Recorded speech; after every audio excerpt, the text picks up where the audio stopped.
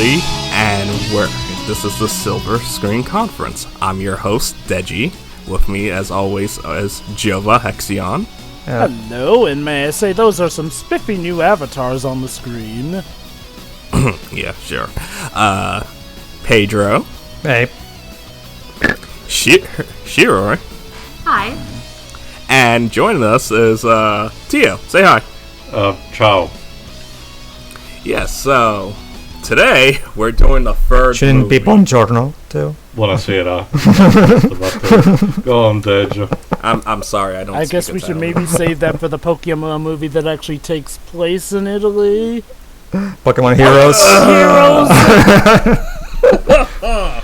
Anyway. Please go on, Dejo. But yeah, today's movie is Pokemon 3, Spell of the Unknown. Or in Japanese, Pocket Monsters, Lord of the Unknown Tower. Like most classic Pokemon movies, even if you weren't a fan of Pokemon, you likely heard about this movie, though. Did this one come to theaters? Yes. Yes. Limited release, though. This was actually the last major of the first three movies, but was the first major Pokemon movies that were actually advertised in my country for a main theater release. Some of the others did go a theater release, but marketing was almost non-existent, and the more time went on, it stopped being an actual theatrical release and more of a very limited one, similar to what Yu-Gi-Oh! Dark Side of Adventure got. So Pokemon, the third movie, has garnered a reputation for being, hands down, one of the best Pokemon movies. Not only that, it's a movie you can easily get into even if you aren't a fan of Pokemon. It also has a tragic backstory behind it. Yeah. Well, okay, technically the other Pokemon movies had their tragic backstories of sorts. I think but I'm talking about the real life tragic backstory. Yeah, the development. Yeah.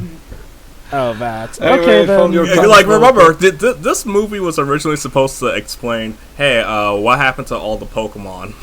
What happened to all the animals in the real world? And it was about to be a dinosaur, T-Rex fossil. Oh, well, that could probably destroy the world, and everyone, including Team Rocket, had to work together to stop it. Frankly, it just reminds me of that copypasta fanfiction about, this log that it turns out to be about Professor Oak, that it tells about the downfall of humanity and how the Pokemon regions are a post-apocalyptic or classic So what style. the heck happened to that original plot idea? The Pokemon Company didn't like it. I think it was because they felt, not the idea, but they felt like people wouldn't be interested in the concepts. And I that's remember the fact that the tragedy. answer to one of the questions that the fandom has been asking for a very long time. And that's the tragedy behind this development.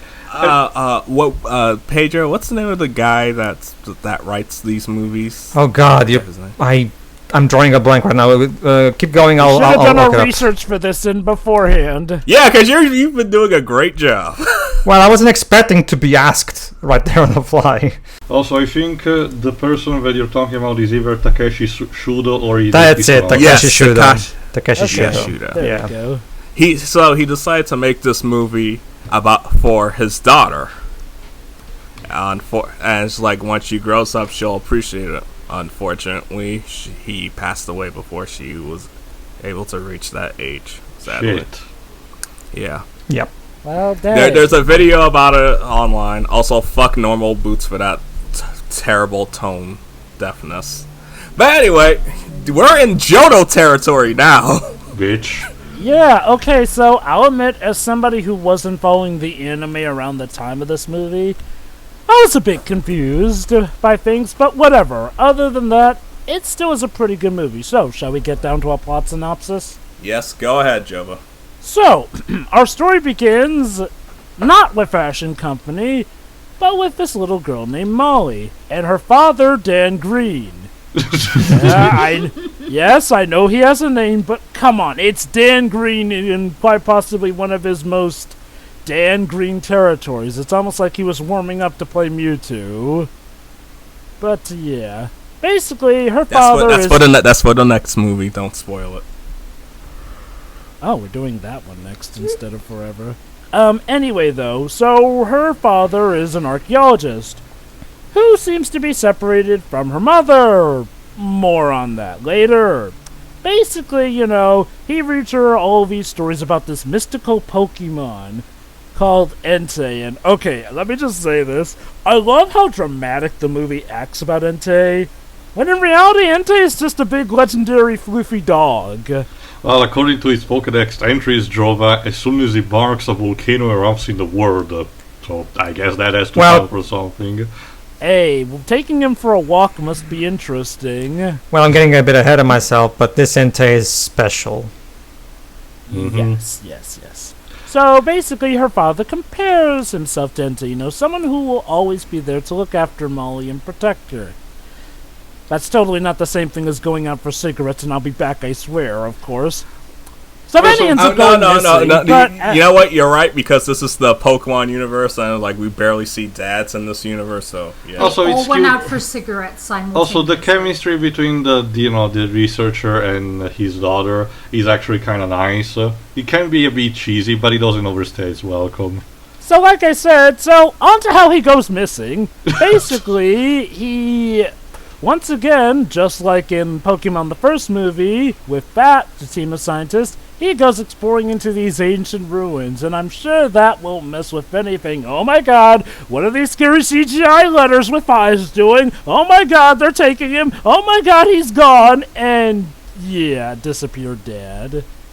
So now our little girl Molly is now an orphan as a result of this. Yep. Joke's on her, she still got the money. But don't you see, Dad? Money can't buy the things you really need. Cannot really give you everything. Yeah, it can. You can buy your own parents. She has the money, but now she also has trauma. Yeah. That will be my Sonic and then she becomes Glypher one. And as we know, in the Pokemon world, there are no therapists. No, wait. Molly, being as rich as she is, she's gonna grow up to be Lucamine. No, please. No. Yes.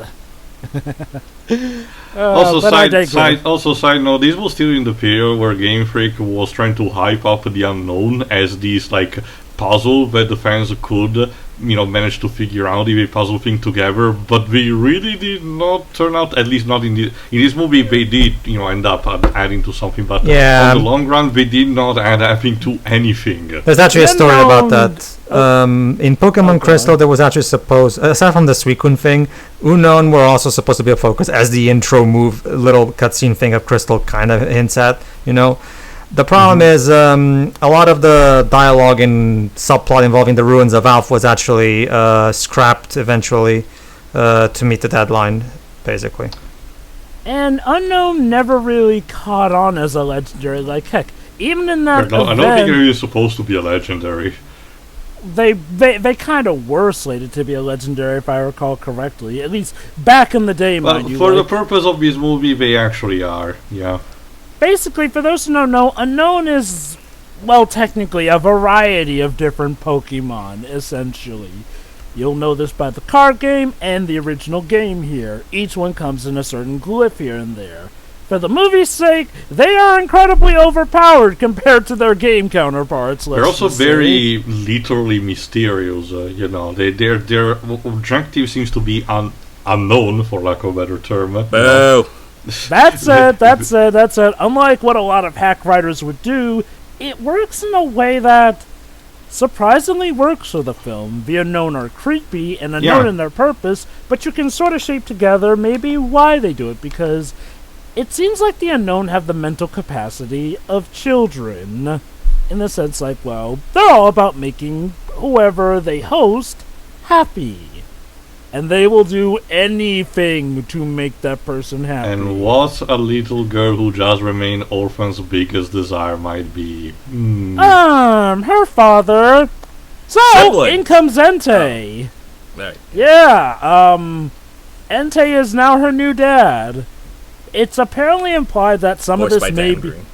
Now, it's implied that some of this may be a bit of a trance that Molly is put in by the Unknown, granted not as heavy as other trances can be. But yeah, as far as Molly's concerned, Entei's her dad.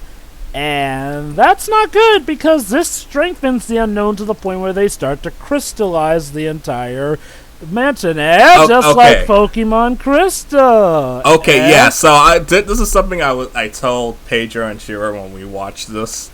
Wouldn't it make sense if it was Suicune instead of Entei with the crystallized ice beaming?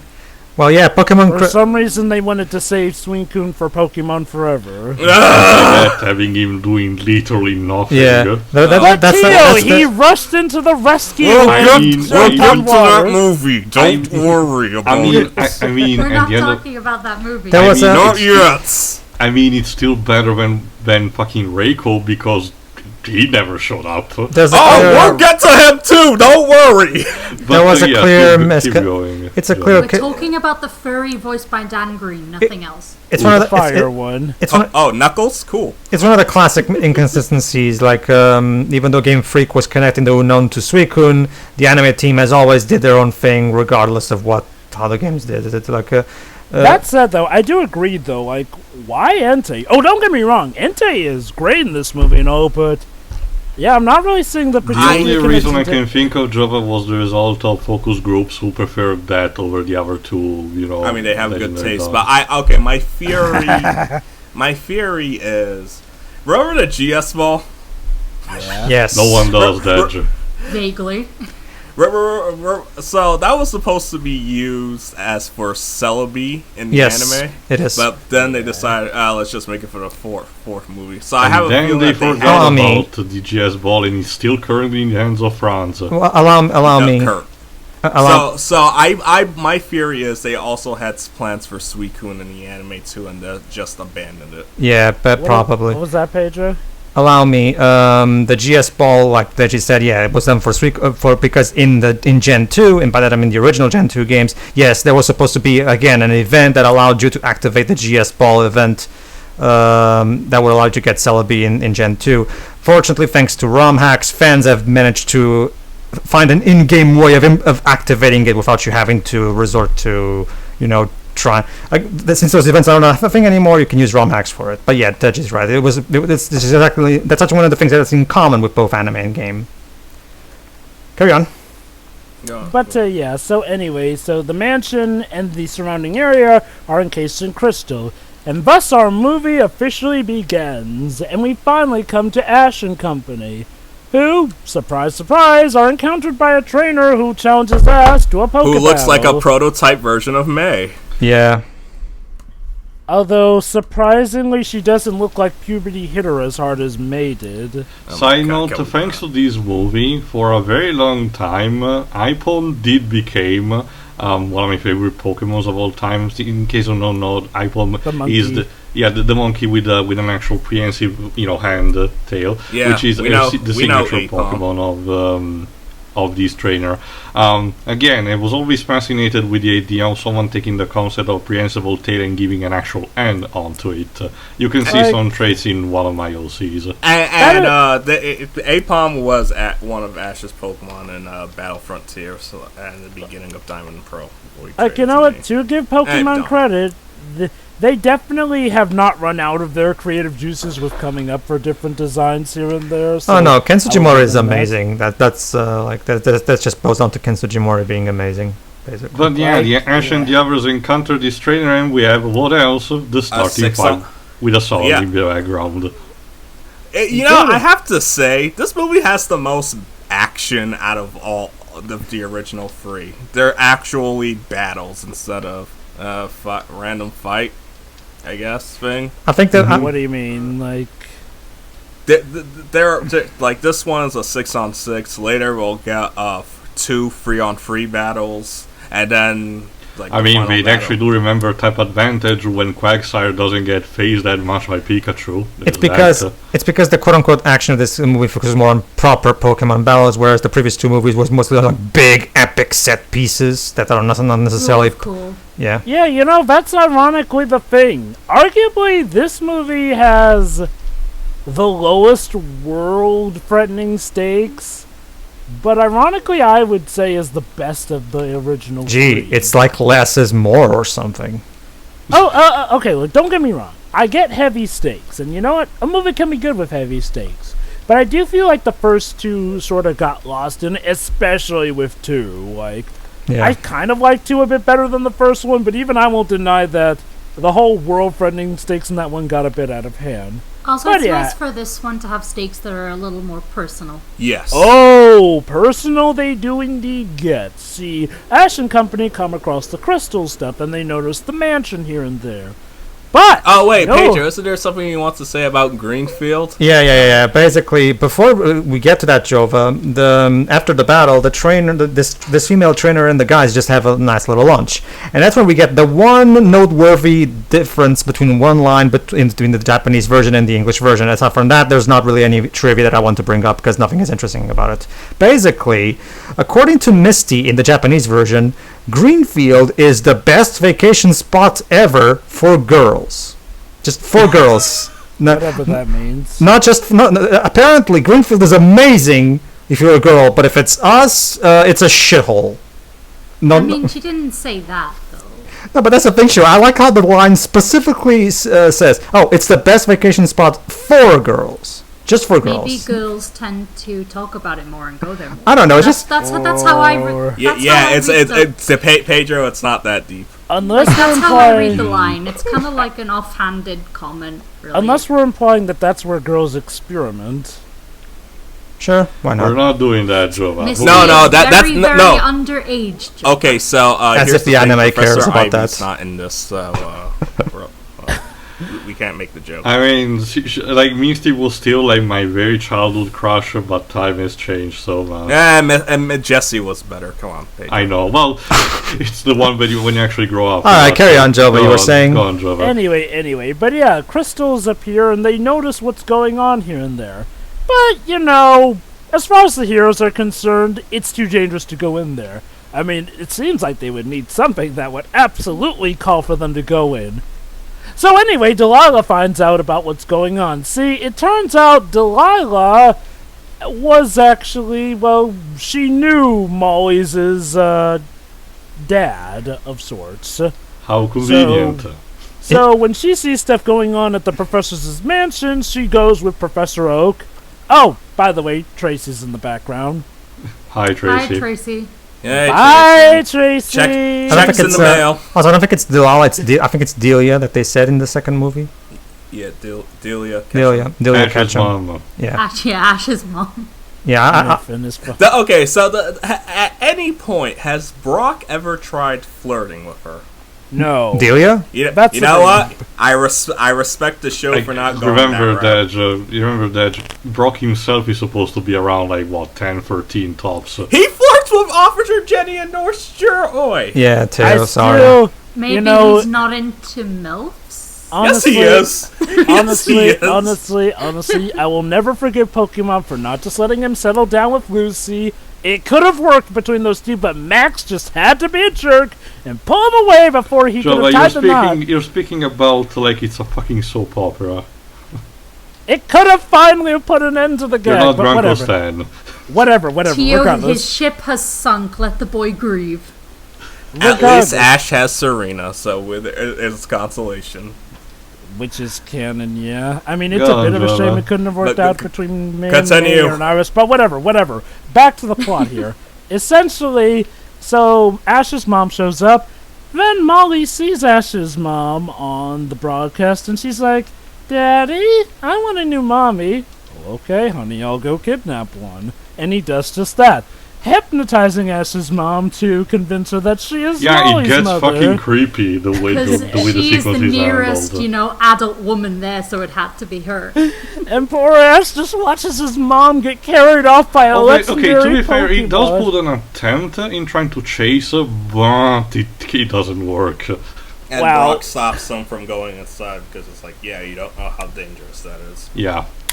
Won't stop him from doing it at night, where it's arguably even more dangerous, but okay, yeah. So, like I said, Ash goes out at night to try and get in, essentially. Isn't it funny how in the previous movie his mom was like, next time you try to save the world, do it a little closer than home? Oops. Well, wish granted. This Monkey's is ball. not the too close to home we were iPhone's wanting, ball. though. That said, though, here's where we start to mention the improvements of the movie. First off, it actually feels a lot more genuine that the characters do get roped up into these shenanigans. For as convenient as it is and stuff, it has retcons that I can easily buy. Like, sure, yeah, Ash's mom had friends that we didn't know about beforehand, and it just so happens that it ties in more with the narrative here. And yes, it gives Ash and company more of a reason to go into the creepy Crystal Mansion Instead of being the chosen one. Yeah, like, that's the thing. The characters are actually pretty competent in this movie. Speaking of competent, they actually find creative and interesting methods to get through the castle's obstacles and whatnot. Actually using their Pokemon's environmental I mean, they do that in Yes. the main show, but it's like, that's something I kind of want to see done in the games. It's also done. It's also explained. Well, isn't that what HM moves are for? Well, okay. They also started to But do cooler. it more. They also started to do that more in Gen 7, where you don't even need HM slaves anymore. Yeah, can you believe it? As of Gen 7, HM slaves are a thing of the past, because now Great, you've so got... now I can catch a Rattata and immediately dump in the box instead of actually using it. Exactly, the whole pager Pokemon stuff. But regardless, though, the heroes use the Pokemon well here. Oh, by the way, just so we don't forget them, Team Rocket are here as well. They show up. Don't in worry, the they balloon, won't. This is the point when they start. Entei, This They is the also point where they show start that being the useless. they also show that the humans are trying to actually get inside the castle with bulldozers, but the crystals are either too impenetrable, or Entei and the Unknown just remodels them immediately. Yep. And basically, in turn, Team Rocket show up, Entei gets to the top of the tower, blows their balloon, but unknowingly he has granted them access to the castle. In their own bumbling way. They will pop up from time to time. Back to Ash and company. So, basically, Ash uses his plant Pokemon as what else? Grappling hooks to get up. Meanwhile, his mom is watching this on the feed, and of course her motherly instincts snap her out of her hypnotism and cause her to yell at Ash to stop doing that. Ah, the power of motherly instincts. Beautiful thing those are. Now, if only his father Giovanni had been around to scold him. But anyway, yeah, so they basically get in, then they use fire and water, essentially. They use fire Pokemon to melt the crystals enough, but before the crystals can reform, then they use water to push the heroes through. So what do you get, Jova, when you use Pokemon that are tied to fire and ice? You get Evaporation. Pokemon the third movie, and also melted crystals. Brilliant. You ever think about how Misty always uses Staryu but not Starmie? Yeah, thank you. Don't even get me started on that. She's just biased that way, and yet she's supposed to be a Pokemon gym leader. I want to be the greatest water Pokemon trainer. Can barely raise the Psyduck. That's because Psyduck is comic relief with the edge. Literally, the only reason she had a fighting chance against Ash was because Pikachu chose not to fight her out of pity. But Edgy, that would mean having to change the status quo. We can't have that. Yeah, you Go can. on, Jova. Anyway, but yeah, so the heroes get in, Molly gets interested, and she's like, Dad, I want to try and, play some of this Pokemon. I'm Although- a Pokemon trainer. For the record, Although- she's not 10, so she's not technically qualified. Although, I think she's Max / Oh, don't you worry, Teo. Entei has a way.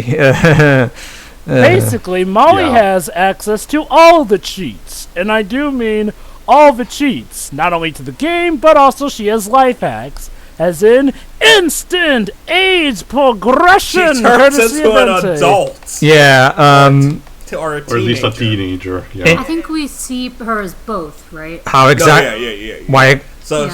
she's like, An adult. Okay. Yeah, he first turns into an adult, but then when Misty you can be a trainer at 10, then he reverts her back to just 10 years old. Which again, Well, I think it's like Misty saying, "Oh, you should learn to fight as yourself or something," and that's why she. No, Well- she says like, "Oh, you don't have to be an adult to be a gym leader." Yeah. Do Well, anything you what? want." Yeah, And the then- the actual conversation, because I actually remember that the actual proper dialogue is this: Misty's like, "Oh, I'm Misty. I'm the best water trainer in Cerulean or something." And then that's when Molly says, "Oh, so you don't have to be an adult to be a Pokemon trainer," and that's when Entei changes her into a 10-year-old. There you go. I couldn't quite tell if that was her 10-year-old or like sort of like a slightly older version of her child. Regardless, why exactly Molly isn't exactly finding it weird how her body has completely changed and she should have... Okay, CinemaSins. We're just ignoring all the icky I know. situations. I know. I just thought it would be fun to point out. But believe it or not, the ancient Diablo structure of climbing the castle is structured kind of like the movie Game of Death, in the sense that at each floor, Molly will try to antagonize, them. One of them will stay behind, and the others have to progress forward. Also, isn't it cool that the staircase that they're running on feels like Kingdom Hearts 2's opening? Yeah. So here's the weird thing, though. Molly, for all her talk about wanting to protect her mother and keep her there, is pretty fine with the company who clearly want to try and rescue her proceeding. Like, I feel like she could just... they're young, so they don't. So she doesn't see them as a threat. She only thinks adults are a threat. Also, she wants to have fun, and she views the Pokemon battles as the next immediate fun thing to do. I love how Misty and Brock are not seen as adults, despite how they clearly look in their stature. Wait, I thought Misty, like, in the anime, is meant to be the same age as Ash, or just like a year older. I feel like she's supposed to be slightly older at the very least, but by a year. It's not. The age gap isn't that big. You would not be able to tell with the way the anime and manga draw her. Well, have you seen May and Dawn? Like I said, puberty was very, very kind to May. It's not that it matters. None of the main characters age anyway. So yeah. I'm just saying this. May has apparently beaten some of the adults in that area. Also, regardless, to make thematic, Molly decides to change the field accordingly depending to the fight that she does. With Brock, it's on an actual grassy field with a sunlight. With Misty, she submerges the entire arena and both of them can breathe underwater. Yes. What? It's imaginary water. Oh, of course, it's just like Digimon. Basically, because this was made at about Digimon right now. Adventure 01 Edge. Basically, because this movie was made at a certain time, they treat some of these Pokemon that Molly has as dreamed up ones that apparently were supposedly not actual Pokemon at the time, but remember, this came out with Gen 3. Gen 2, so it's like when Gold and Silver were out, so there weren't she never owned Pokemon, so this was just a figment of her imagination. It was also a way to promote more Gen 2 Mon like Fampi. Remember, the idea with this movie is that the unknown are giving literal form to her imagination and everything. Oh, exactly, but the way the movie script to me always seemed to imply that as far as the characters knew, these Pokemon technically didn't exist. They were just ones that she made up or something from her imagination. She should have just made up Mewtwo. That way she would have totally won against anything. Oh god. She probably could have imagined for Quasar. Or maybe. Well, they didn't exist yet. Nope. Not been invented yet. But you see, with the unknown, anything is possible. That's just how damn powerful the unknown are. Sorry, Game Freak didn't think of it yet. Alright, moving on. Regardless. So basically, like I said, she has all the hacks. Like, her Pokemon are OP as hell and managed to steamroll Brock's Pokemon. Including, I get it that Fampi is like Earth type, so it's super effective, but still. Maybe all of her Pokemon are shiny Pokemon with max stat experience and IVs.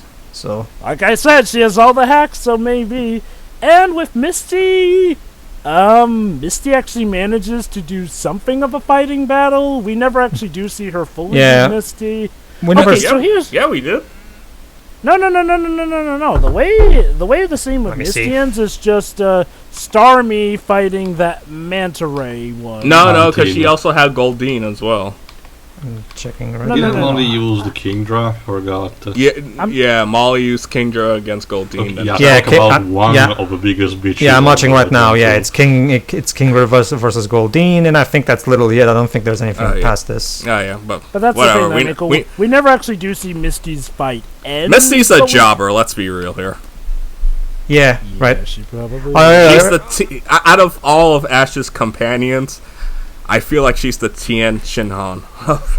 Yeah, I'm watching the scene there. Joe was right. Yes, right before we completely ignored the rest of the fight, Starry was fighting the Manta Ray Pokemon that I forgot the name. Mantine. Yeah. Mantine, Which I that's do it. think makes the next scene weird, because then Ash gets to the top and suddenly there's Molly, back of his mom. So Well, here's the thing: she Can never really teleport. left. She was asleep the whole time. Yeah, so it's kind of implied that the Molly fighting Pokemon it's battles just a dream. it's just a dream. Yeah. it's weird. I wish they could have explained that a bit better. They did. Which is They said that the entire world is everything Molly dreamed up of. So it's Wow. all her imagination. Whoa, sure, yeah, but they don't exactly clarify that the Molly that was fighting them wasn't even really the real Yes, Molly. they did. Which, I mean, no. That is they- a clarification. Oh my god, I have to watch that scene. Hold on. Editor's note. Hey guys, so I rewatched that scene, and it turns out that, yeah, I was right. Before Entei left the room, you see Molly falling asleep. Also, fun fact, Jova didn't watch this movie in time for the podcast. He was going this off memory. That explains a lot. Oops. I'm Seriously, doing it though, right now. I I'm doing it remember right that now. scene well, and I don't recall them ever clarifying that, oh, this isn't the real Yeah. Molly or whatnot. Like, well, Allow- it's more so, oh, there's this girl Molly and she controls it. Yeah, as far as I'm looking back and seeing, Right now. I'm actually doing it right now, Dutch, so allow me. Yeah, I'm watching the scene right now. Basically, even though she's fighting Misty, right after that, we cut to Ash climbing the rest of the stairs, and she's right there sleeping on Delia's lap. So yeah, it's pretty even though they don't flat out Astral say it, projection. even though they don't flat out spell it out, I'm pretty confident that that's the implication we're supposed to take from this. let me just say this. I'm not saying it's a deal breaker. Because, like I said, this movie is still fantastic. I just think it's one of a few things that could have been explained a bit better. That's all. I literally saw this movie like right before we recorded, so I was just like, wait, they did. Well, they technically didn't, but whatever, we've been over it. So anyway, Molly wakes up. Ash reminds her that they used to play together as kids. So yeah, that's another childhood friend of yours. Although this one, Yeah, they explained this in the beginning of the movie as well. Yes. But of course, for the sake of brevity, we've been, pacing ourselves on this. Regardless, Molly does not take well to the idea of leaving or letting Ash's mom go. Yeah, and you wouldn't like when Entei gets angry because of that. Yeah, Entei shows up and proceeds to mop the floor with them. And by that, I mean he yeets Ash out the goddamn window. So And then he that's gets it. saved by Charizard. Yeah, we forgot to mention, sporadically throughout the film, we got hints about Charizard still chilling out in the Dragon Valley was dumped in. It's actually it's called the Charcific Valley. Also, why was Charizard not on Ash's team for Pokemon Adventures? Like, don't get me wrong, Ash has got a pretty good Pokemon team. Honestly, but Jova, I have no idea with what criteria the makers of the anime Wait, decided what to are have you what are you Ash talking dumped about? in games. Wait. Adventure. You don't the remember? current anime. Oh, Journeys. Oh, that's because he's at Oak's lab. Yeah, Yeah, remember, but Jova. Charizard should be a shoo-in to bring along on the venture. That's the thing, Jova. Remember, every time Ash goes to a new region, they always have him, quote unquote, deposit his Pokemon to, so that he can start fresh, so that he doesn't get overpowered. Translation: They don't want to that's They don't want to run into the Dragon Ball issue where it's like, okay, he'll just clean sweep everything. Well, Honestly, that's the thing, though. He has brought Charizard back a few times, actually, including even Gen 5. during leagues, I think, if I remember correctly. It's also funny because... Sorry, go on. The reason I asked about Journeys is because Journeys is the one that's all about Ash getting his most diverse team they yet. actually even and- lampshaded the fact that he abandoned with the last Pidgeot and never actually managed to get to see him again. Damn. But Alright. anyway, but yeah, Charizard is back to save the day. We get a nice, Oh, actually, minor spoilers for Journeys. He does see Charizard again, so don't worry. Oh yeah, he sees Charizard again, but I would have liked for him to add Charizard back to his team. But regardless.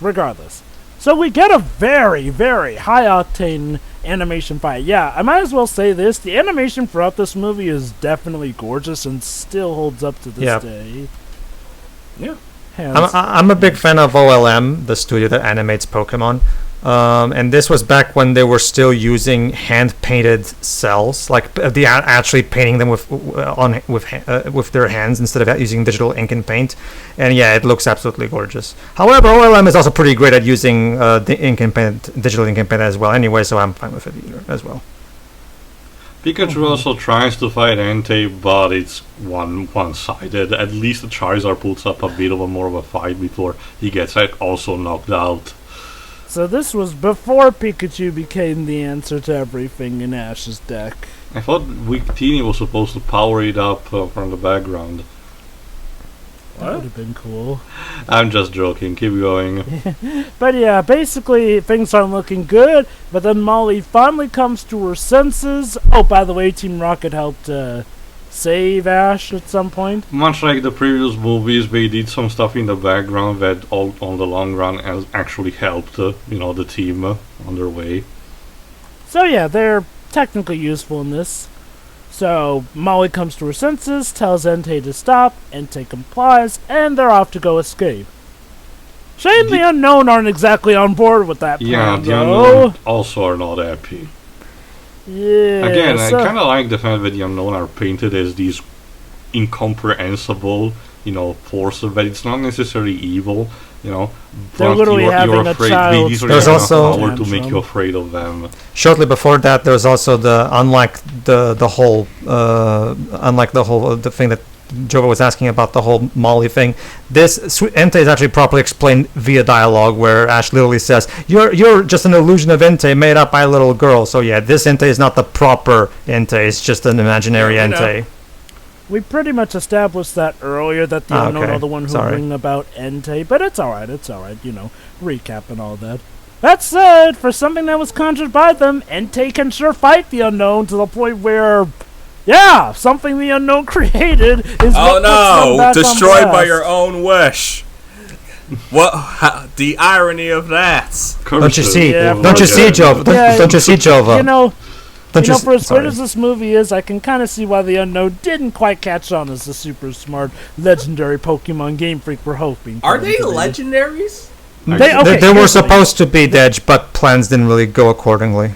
They were supposed to be the hot new legendary, but, well, between, again, stuff, and arguably them not functioning that well in game for reasons the mechanic of the alphabet, mechanic of the alphabet is pretty cool actually, but it's still, and even our Gold and Soul Silver tried their best to actually give them a bit more relevance, but it still wasn't enough.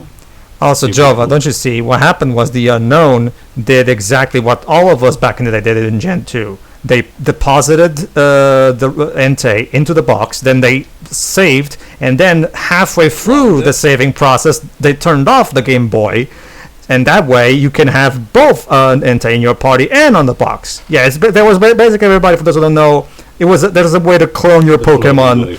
Yeah. Back on, if you saved, if you turned off during the save process right at the right time, let's just say it was kind of an interesting glitch that people found. Carry on. That's what the Unknown did, Joe, but they used that trick. So as a result, he has the same stats. It's literally a clone. Carry on. Yeah. Anyway, but yeah. So Entei blasts the Unknown, and that sends them back. And the Unknown being sent back sends them back to the ruins, and once they're sent back from whence they came, out comes Molly's father. One thing we forgot to mention. Yeah, might as well. Third time now. This time, Ash decides that the best way to deal with the Unknown is to once again The body check. tackle them, and now we're now free for free. Where Ash continues to always tackle something in someone. Ash, you were doing so well up to that point. In his defense, he didn't know there was a barrier. He wasn't tackling; he just ran. But here's the thing, Dej. He wasn't going to do that at all, though, and he did. So this is an executive mandated thing, apparently. Here's the thing, Dej. Honest question, Dej. What did he think was going to happen? Was he going to eat them like Alpha Boot Soup or something? Yeah, even if there wasn't a barrier there, what exactly would doing the tackle thing accomplish exactly? You're not a Pokemon. Tackle doesn't work as well. Hey, dude! If you saw that Lugia arc where they break out of the Team Rocket base, he just goes wild and just destroys Team Rocket's machine. He was insane in that. Considering it was a very similar thing happens during the course of Final Fantasy 13 with the characters Nope, I wonder if it's a cliche for Japanese writing. Yeah, probably. I wonder.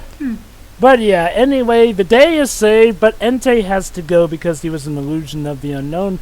But again, it's okay because Molly will have her father back. So here's a bit of a tip. Carry on. The father being brought back did happen in the Japanese version, but it only happened after the credits scene. Mind you, it still is the same. However, the Japanese version, I guess you could say, gave off the implication that Molly would just have to learn how to go on without her father.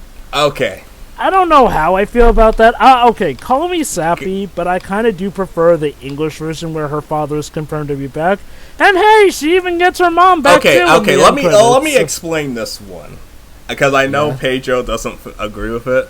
In the movie, throughout the movie, they kept saying her mom mysteriously disappeared. And when you rewatch it, you understand the professor. I think his name was Spencer. It just escaped me. Spencer, yes. Yeah, he was not from Ape Escape. He was looking for the reason why he was so obsessed with the unknown was because he was trying to figure out what happened. Mm-hmm. And and the news report when you skip to Ash's mom, they even say that her wife disappeared due to an unknown circumstance. How? Sure, I understand that. What you did there. So it wasn't something that came out of nowhere. It was something that was genuinely built up. If they said that she had died from the get-go and then brought her back to life, then I would have called bullshit. I don't think Pedro... No, that's not my issue at all. So has nothing to do with the mother, it's more to do with the father, as Pedro. Well, actually, it really has to do with both, actually. Oh, really? And my issue... Why don't you explain, Pedro? My issue is not so much came out of nowhere, because like Deji just said, everything technically it makes sense for them to return as foreshadowed / told by the plot. That's not my issue. My issue is that... in terms of genuine... In terms of just basic storytelling in general, the theme of this movie is overcoming grief. And specifically Molly overcoming the grief, the fact that first she lost her mother and now she lost her father. The fact that she at the end gets both her parents back is, in my opinion, a betrayal of the theme, because now she doesn't have to properly overcome her grief because she gets both her parents back. That's my I personally would have. Yeah, fuck you. Deji. She wins. Deji, that's Deji. If you're going to have a story about a child overcoming the grief of the loss of their parents, commit to it. Giving her back both her parents to me undermines the theme of overcoming grief. That's all I'm saying. Okay. Editors know. Yeah. So turns out that Takeshi Shudo did not approve of them bringing back Molly's mom. He believed that it completely went against the whole theme of the movie, and this was one of the main reasons why he left the anime. I just want to point that out, just in case someone was listening and was going to say anything about that. Okay, bye. Hey, to be fair, let me make my point. Here's my take on it. I feel that this was meant to be a trial to teach her that lesson that she will have to come to accept loss and live with it. And as a reward for learning... Hold on, let me finish. There's a certain layer of irony of that. Yeah. And as a reward for learning her lesson and, managing to let go of it, her reward was getting her parents back. Which, to be fair, Pedro... It's kind of implied in the Japanese version that she would have gotten them back anyway, because the Japanese version states more that the mother... Well, they imply more that the mother was also spirited away by the unknown, and that's why the father was rescuing them. I get that, Jova. My thing is that if I was writing this movie, I would have changed the script to make it so that they get lost forever, period. That's my take on it, because dark. Well, Deji, if you're gonna tackle dark themes, commit to them. That's all I'm saying. I will agree with you with the mom, not the dad. I personally feel like this movie did commit to it. Again, like, here's the thing. The Unknown were the ones who took her father, so doesn't it make sense that dealing with them would bring back her father anyway, since it pretty much undoes all their mischief anyway? Well, like I said, like I feel like if I was writing them, I would have changed whatever was necessary to properly accommodate for what I think is a better resolution to the theme. That's basically what I'm saying. I get you. This is one of those cases where I don't mind the happy ending, but then again, I guess I can understand why you wouldn't be too keen on it. Teo, Shiroi, what do you guys think? I honestly didn't particularly care about this bit.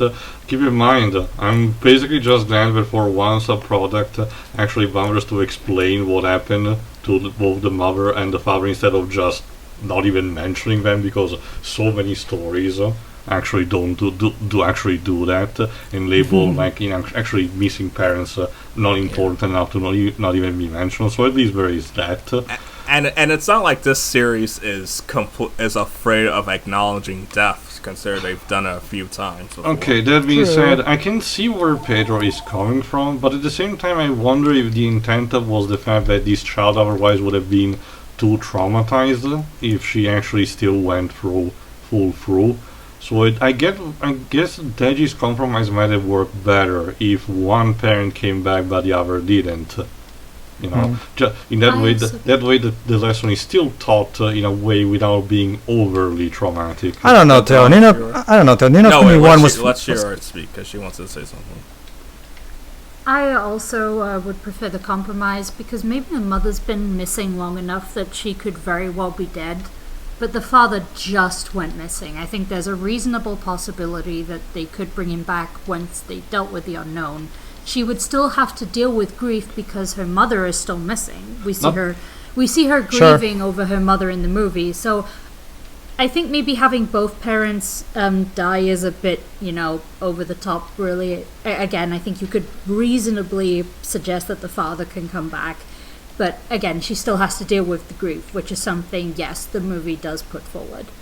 I think Ni no Kuni 1 proves that you can do something like that without being overbearing. So I feel like it's been done before. Ni no Kuni helps, but he has to deal with just one parent, and there's a little in-story explanation why there's only one parent. Well, that actually is an explanation, but I can't go into it. Because I actually do want to play the game. Sure. Like you said, it works a bit better there anyway for story reasons. Go on. Yeah. No, that was it. Is that all we got? Apparently, yes. Alright, now it's time to move on to wait a minute, hold on, we almost forgot. What? Ash and company ride off into the sunset, and at the end, as the police are showing up, Team Rocket revealed that they're okay. They're still in the mansion. Unfortunately. But they may get Good arrested. for you. You know what, I forgot. Does Team Rocket break the fourth wall again in this movie? Yes, they say. I'll explain it when we get to favorite scenes, so don't worry. Okay. Alright, so now that we're done summarizing the movie, it's time for the next segment. Least favorite character. Tio, you go first, since you're the guest. The fact that there aren't many people in the movie makes it kind of hard, actually, because everyone kind of has a purpose anyway. Okay, if I had to really be a dick for this one, I'm gonna go with Molly herself, because the fact that, okay, I get it that she's the closest being to an actual villain from the movie, and she's still a child when you really get down to it, but it doesn't really change the fact that she comes across very annoyingly. I'm also speaking from the point of view of someone who actually seen the movie, not kind of when it came out, but around the same time, so when it was still a teen, I was just fresh also having seen in theaters actually Pokemon 2000, and despite that one having so many flaws and maybe more stupid characters, I kind of did prefer that over this one. This is a movie that you appreciate more growing up, but Molly did felt a bit over annoying for my taste. But that's just having to pick someone, because I don't really consider that enough to make it like the worst character ever of a movie. But that's pretty much it. I'll go next. We'll put Tio on the we can't bring back for hating children list. Anyway, Joe. Anyway. Yeah, this is a movie that really doesn't have bad characters. So, sorry, I have to do it to you, but my least favorite character in this movie is Tracy. Just 'cause he's pretty much useless. Like, he doesn't Somebody do has to pick him. Yeah, that's why I call it the Tracy Sketchup Award. Yes, like, I mean, it just has to be Tracy. Like, he's kind of the only character who really doesn't contribute anything to this movie, so, yeah. I don't know. There's also that Professor Oak assistant guy. So. Okay. That's Tracy. No. The other one. You go next. The other one. The one that's actually in Greenfield. But, he's not Professor Oak's assistant. He's Spencer's assistant. Well, whatever. He's useless too. That's my basic point. Honestly, he's there to be more the support, if anything. Like, again, Tracy's just there, literally, in this movie. Okay, so that's Pedro's least favorite. Your turn. You only choose one. Not in a group. I mean, I'm technically choosing a group, but it makes sense. Leave me alone. So it's kind of a cop-out, but I will say Team Rocket because You only choose one. they're kind of the same mold. They pretty much are dead. I Like, think all the three Meow They are a goes unit. last. So. Yeah, they're a unit to Edge, so I guess it works. Go ahead. But yeah, only because like they show up like every so often as as comic relief. Like, oh, we're here, but we're not going to be as useful as the last movie. Like again, they haven't really done anything wrong. They just exist, and that's why I have to pick them. And Jova already picked Tracy, who does less than exist. So I do like how when it comes to this movie, when picking out a least favorite character, we kind of have to think hard for like legit reasons to hate a character in this movie. Yeah. That's a sign of again how well made this movie was. Alright, my turn. Wobbuffet. Next.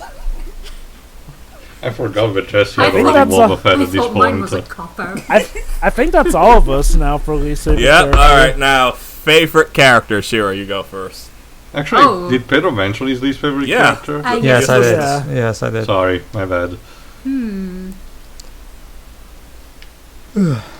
someone else go first, actually? Because I need to think about Jova. It is a bit of a tough pick because everyone does their roles well, but screw it, I'll say Ash. If only because Ash took some smart pills for this movie. Yeah, it's the boring one, but it's to give others a chance to look into interesting choices.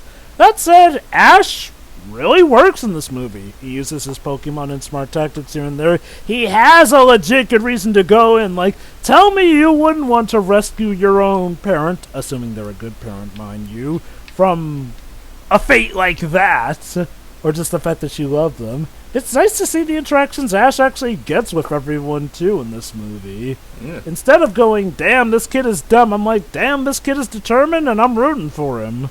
Alright, I'll go next. Ash's mom, Delia. Catch him. I just like how this is the movie that delves into their relationship. Like, yeah, they're mom, son thing, but it's like the show barely. Mom and daughter. You were referencing Serena there for a bit, and by Serena I mean Ash's female persona, Serena, before his love interest, Serena. Oh god, they literally named his love interest the same thing as his female persona. What the hell, Game Freak? Coincidence, I assure you.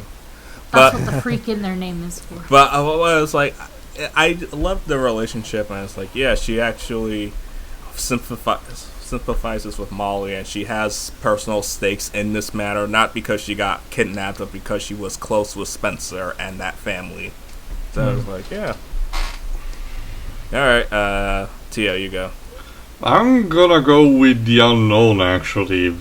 It's interesting to see how incomprehensible they really. They're the closest, at least at this point, in movie-wise, to to an eldritch abomination that the Pokemon movies got. So it's interesting to see how erratic they are. And technically speaking, you know, they get defeated, but obviously they were like a force beyond the comprehension of the protagonist. They were so that alone makes them relatively interesting for me. To be fair, I kind of wish the movie did a bit more on that concept, but already what they did is plenty enough for me. Next. Dad, your favorite one was Spencer, right? No, it's a Delilah. Yeah. Right, Delilah. Sure, are you ready now? I think it's Delia, Yeah. actually. But Delia, yeah, sorry. Ash's mom. Sorry, I'm thinking about that Yeah. stupid song. My apologies. No, I'm also thinking about that stupid song. Okay, well, since everybody picked the really, really good ones, my fault for not going first, I guess. I guess if we're talking about prominent characters, quote unquote, I'm gonna say Misty, because. Boo. And let me finish. I'll try to explain, okay? She's not my favorite, but again, you picked the good one. I'm I don't know. That I was think there's Molly one. and Molly. Entei. Because let me say, I was gonna pick Ash's mom. I don't know. I think there's one more, but I'll get to it. You had two other options, Molly and Entei. Yeah. Yeah, but Entei is, I don't. Okay. What, you don't like dogs? Heat Wolfer. Yeah, she's a cat person. That's why her username is Kitty. Kitty. Anyway, Kitty. Entei's kind of an ass, but you know. But anyway, Misty, because she, like, just because she's not being herself. No, seriously. She's That not, is a good point. She's not being a douche to Ash. She's actually being helpful with him. But Shiroi, remember, Ash is Misty's burden, as she established in the Japanese version of the second movie. Okay. That was the previous movie. I'm sorry, I'm never getting over that. I'm never getting over But that. yeah. No. Really, I'm picking her just because she's not being her usual self. You know what, though? Shiroi does raise a good point that Misty is probably at her best in this movie. Like, Brock is always pretty helpful, so it's like, I'm not gonna pick him, but it's like, Misty was quite surprising, even though, in the grand scheme of things, she wasn't really, you know, all that central to any of it. She was just, you know, a helping hand, but that's an improvement, and there you Yes. go. Pedro, your favorite? To me, as always, the most important thing about a story, especially a conventional story like this, is of course the emotional core theme that gives the movie a point. Therefore, I'm gonna have to go with Molly because she's the emotional core of the movie. She's the literal manifestation of the movie's theme. The primary theme of overcoming grief is told through her. The best scene in particular is her conversation with Delia about how she even asks, "Oh, you're always alone here." Like, that's an incredibly heartbreaking scene, and it's basically that entire thing is what gives this movie its spine. Basically, you can make the unknown all cool and then the entire all cool. This is what makes the movie have a point. Carry on. I think that's everyone. Alright, so, Wait, least favorite yeah. scene. Pedro, you go Least- first. I think I know exactly what it is, but go ahead. My least favorite scene? I don't really have a... I guess if I have to pick... I guess Team Rocket scenes, because I don't find them particularly funny in this movie. Just pick any Team Rocket scene. I don't find them particularly funny in this movie. They're just kind of there for me. So I guess pick any scene with them, and that will be... Next. Tio. Sure. God, it's okay. One that I actually really do not like. It's not something that I can actually state for the movie. Like I mentioned at the beginning, if I am to really be nitpicky, the actual, you know, playtime that the father has with Molly in regards to Entei gets, you know, like goes a bit longer than it needs to be, but I'm literally just nitpicky, so take that, I guess. Man, first Molly, now this, man. you're on the list. I'm not really. If that's over the time, you probably should have noticed, but I'm not really that. Family bonding has to be very selective for me. Teo typically cares more about world building and lore rather than emotional elements in stories. I don't like with stuff like Nier. It showcases that I don't mind sometimes. Family bonding, but it needs to be done in a specific way for me. And that it's mostly subjective more than anything. Go on. I guess I'll go. It's wow, tough, isn't it? Yeah. Again, the challenge is that this is a really, really, really well-made movie that it's hard to pick out. As do I. Fine, you go. Go on, The intro sure. scene, just because I feel like it goes on way too long, and plus the remix of the Johto theme isn't exactly very good. So, yeah, there you go. I'll be honest, when I rewatched this movie today, I just swapped when they got to that scene, I swapped the music to the Japanese version. Because OK is such a good song. That remix of the Johto theme is kind of Okay, as for me, this is my least favorite scene, only in the sense that I feel like it could have been done better.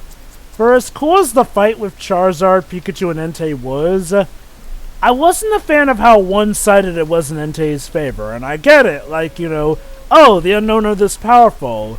Except in hindsight, the Unknown pretty much gets stopped when their host basically wishes them away, aka Entei blowing them up, so it's like, I kind of wish that the fight between Entei, Pikachu, and Charizard could have been a bit more toss and go and wasn't just Entei dominating them. Especially since this Entei is apparently not even the real one. Okay. Yeah. Okay, this is going to be the most pedantic of the pedantic. When Spencer got trapped inside that void, his reaction is like, it's the unknown. It's just the way he says it. It's not even dramatic. It's more so. It's not just that.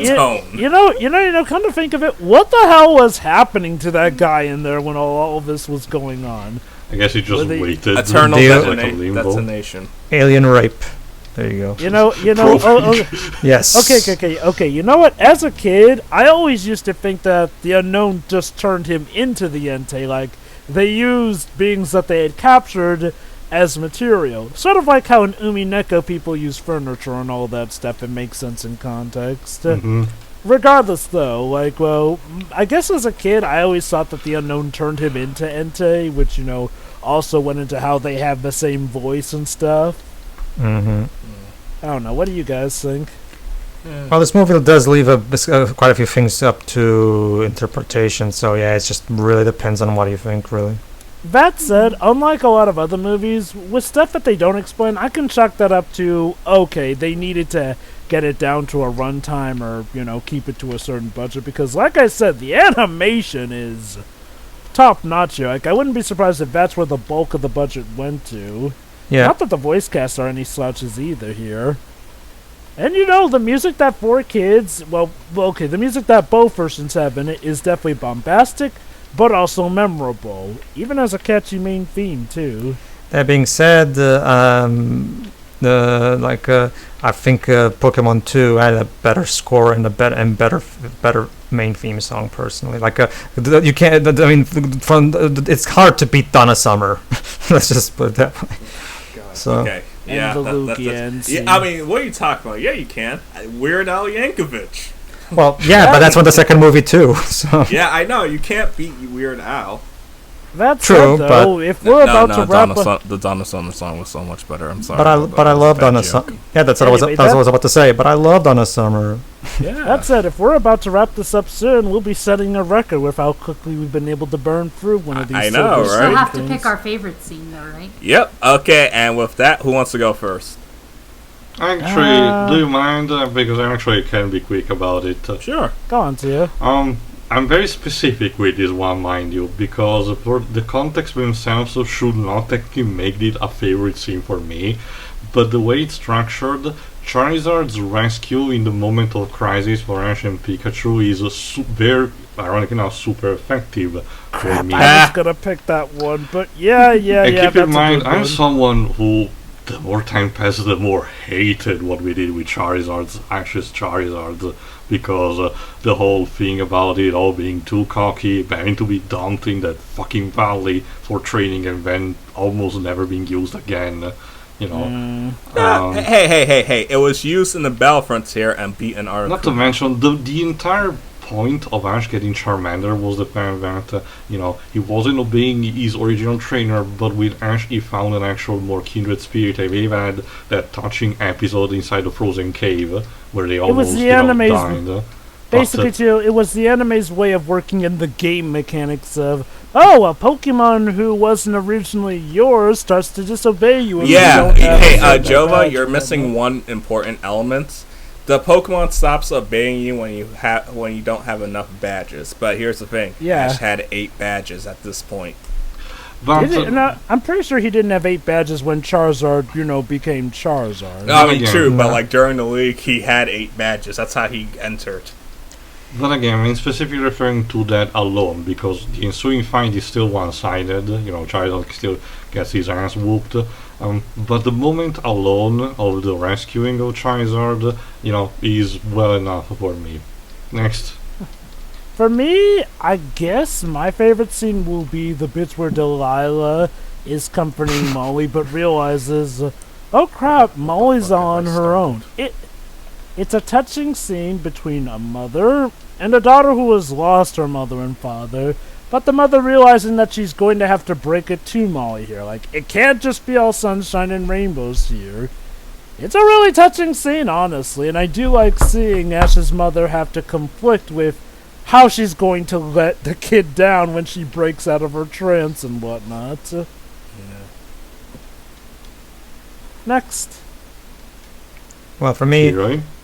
Pedro, go ahead. Hey, like I've already said, yes. Just like Jova, yeah. That's to me the best scene in the movie. The scene where Delia is having a heart-to-heart with Molly. It's a very heartbreaking scene, and it perfectly showcases the theme of the movie, as well as being the one major big character moment for Delia in the entire franchise, basically.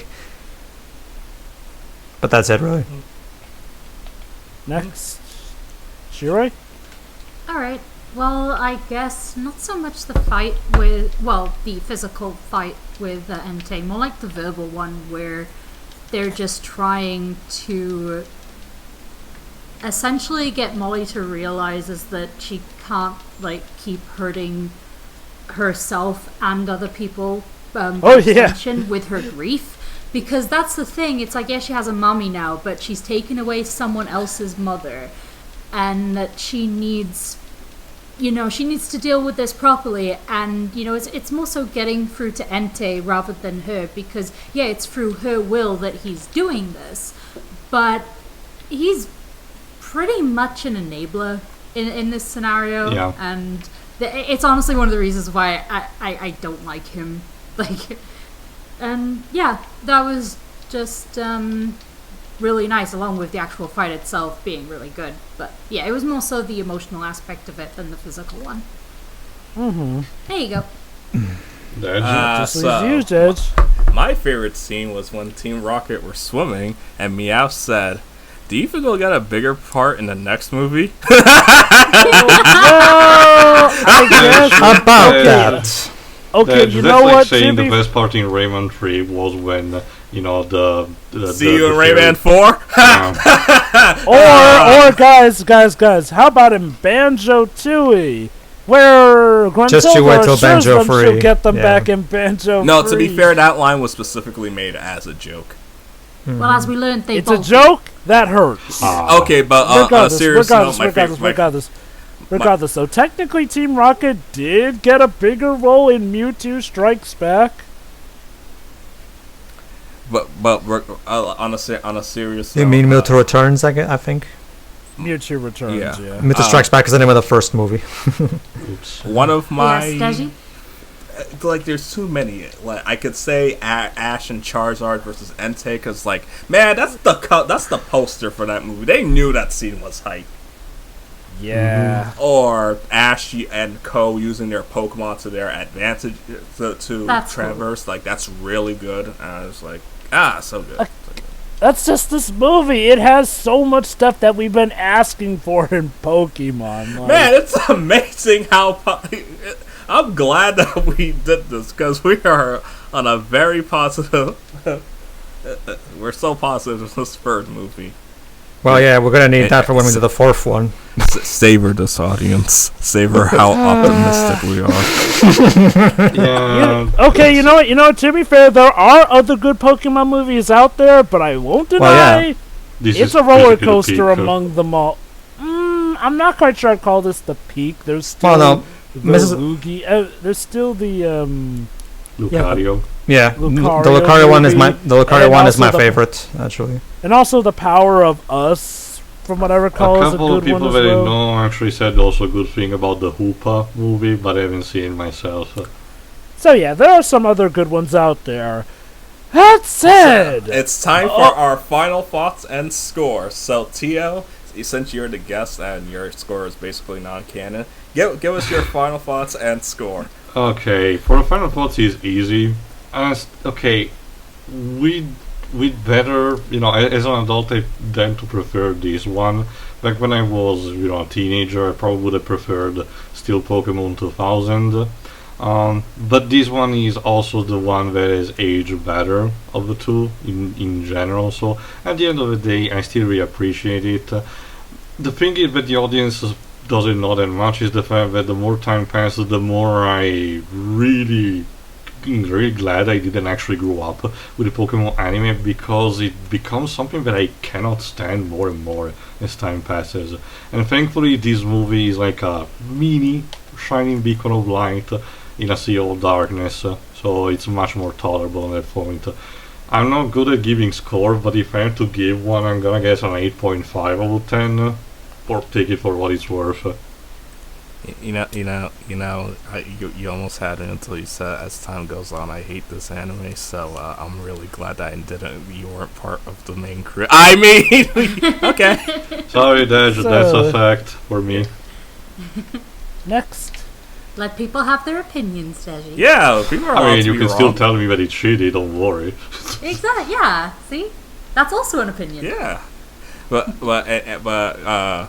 who? Sure, since you go next. Sure. This is the best one so far, and it'll be interesting because this is also the last one I have seen beforehand. So, yeah. Welcome Let's just to our Diving world, into the Bethany. unknown from Let's just now. say, sure, it's gonna be a while till you get one with this You caliber were in again. an original attempt of commenting on Pokemon Forever, but I don't blame you because it has passed so much time. Well, it was the Wait, same wait, with this wait, one. wait, I didn't. wait, I didn't wait. remember this one either. Actually, Tio Shuri was not an original attempt to do I Pokemon do remember Forever. her being there, but whatever. No. She wasn't. That's part of Regardless. why we're redoing it. Okay, regardless, we're gonna do it officially with you anyway, so buckle up and enjoy the ride. Yeah. That said, Mewtwo Returns I find to be a better fourth Pokemon movie. But go on, your score. Mm-hmm. I like this story so much more because, as you guys mentioned, you have the global stakes, I guess you could call them. I like to see stories that are a bit more personal to protagonists that either have had to have dealt with other people's issues up to a point, or haven't really had to deal with much at all. It was nice to see Delia, yes? Yes. Yeah. I'm gonna stop calling her Ash's Delia. mom. She has a name. Delia. It was nice to see her have like a really central role, and actually quite an important one, like not just, as a captive, but as somebody who actually, helps with the resolution, as somebody who is actually a mother. And yeah, I'm not sure what else to say about it. This was just a lovely movie for all the characters, and yeah, I think that's about it for score 8. Oh. All right. Pedro? I'll also give it an 8. It's a really good movie, especially by Pokemon standards. I like the thematic ambition. I like I also really like how they handle the personal stakes for Ash in particular. I just wish they would have given Team Rocket a bit better comedy. I also like the next movie joke, but that's about like the only joke of theirs in this movie that I particularly found amusing. But yeah, overall, like I'll also give it an 8 out of 10. Once again, OLM is excellent at drawing amazing animation out of low budgets. I still have no idea how the hell they do it. No, seriously, watch the Ni no Kuni movie. Like that, I have no idea how the hell they managed to basically imitate Ghibli to a T. Yeah. Oh, Seriously. so the same people who did this movie did that movie. Oh, remember Jova. OLM is Level 5's go-to animation studio for a lot of things as well. So, yeah, but yeah, the music is fine, but I think it pales in comparison to the music of the previous two movies. The previous two movies, I will argue, had much better scores. I mean, I love Shinji Miyazaki, but I will argue this is one of his lesser efforts. Definitely. Personally, I think the second movie in particular had much better music. And that's about it. Yeah, and an out of 10. All right, Jova? What a step up this movie was. Like, honestly, part of the reason I'm gonna hold back from giving it a perfect 10 out of 10 is, 1, this is not the best that it gets. There are even better ones. And 2, this movie still does have a few flaws. Like I said, I do wish that the fights that Ash and company had with the actual legendaries could have not been as one-sided and whatnot. I do get that the theme was obviously to solve things more with words than fights, even though the unknown That's ended okay, up being Joe, because blasted by that's Entei okay. in the end. That's okay, Joe, because when Ash actually meets someone with a team of legendary, gets steamrolled even more. We'll get to that eventually. Mm-hmm. Screw that. But yeah, you know, again, the animation is fantastic. I honestly do find the soundtrack memorable, so kudos to that for me. And I really do like the ending. I like the morals that this movie does teach without it needing to feel like a Debbie Downer either. That said, like I mentioned, there are a few things that hold it back. Ash does, of course, do his body check thing here and there. The Entei step gets a little too one-sided. And there are some things that I do wish they could have explained better. That being said, I'm going to give it a solid 9 out of 10. Oh. Andrew? Alright, so Pokemon Free is a movie that means a lot to me. I own the VHS, remember those things? And it even came with an As do unknown. I. And it even came with an unknown card, which is lost to time. So good luck with it. I got the G one. Which one did you get? I forgot. Hey, maybe it was the G, but but yeah, I've seen it a bunch of times, and each time it just gets better. There's not really much I can complain about. Yeah, there are a few issues here and there. Again, Team Rocket not adding much, but that's the norm. Yeah. It's like all the characters are great. Some music is good, although the Japanese soundtrack is so much better. Like I don't know why the dub changed most of it. And it's like It was a habit of dubs back in the day. Yeah. but this one doesn't Stuff. try to be as funny as the normal 4Kids isms as we've seen in the past. So this one had a lot more restraint, and I respect them for it. Minus the music changes, but yeah, I'm gonna give this movie a 9. Cool. Same. Nice. Wait, oh fuck. Wait. Not 0.9. Sorry. 0.9. Wow. This movie's so Wonderful. good it broke the scale. Wonderful.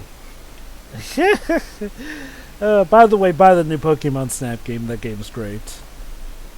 So, with 2 9s and 2 8s, we got a 32.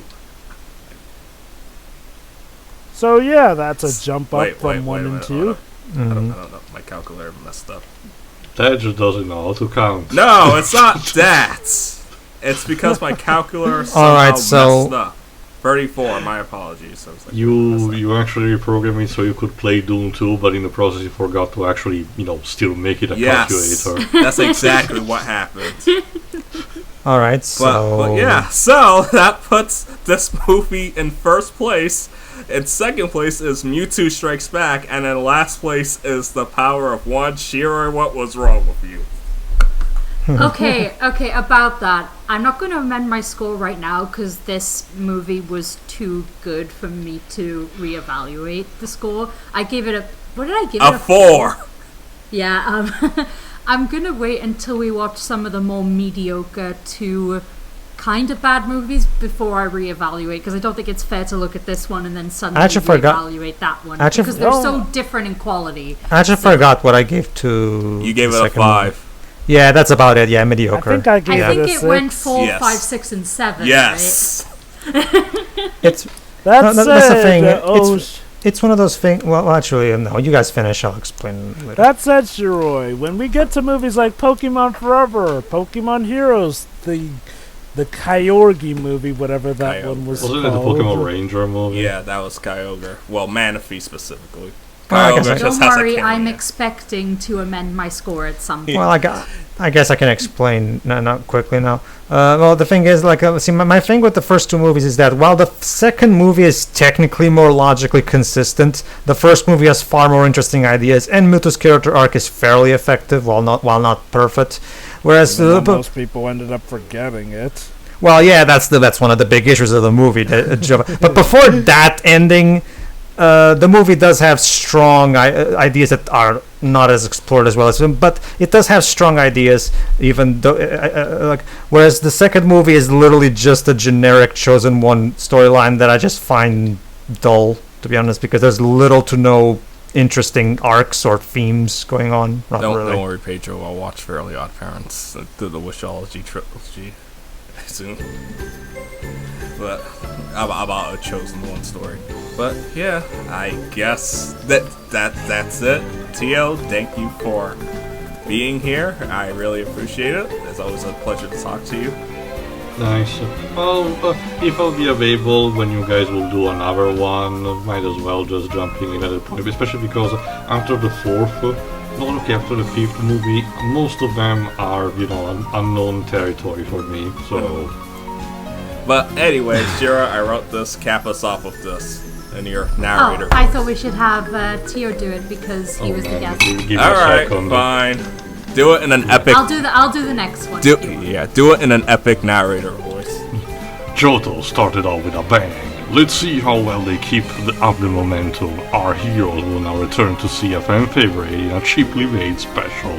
See you next time for Mewtwo Returns. Alright. Yep. See you, everybody. Good Loaded night. coming. See ya. See ya. Yeah. We'll see you then. Okay, Shiroi, count your blessings. You get a buffer before shit hits the fan with Forever.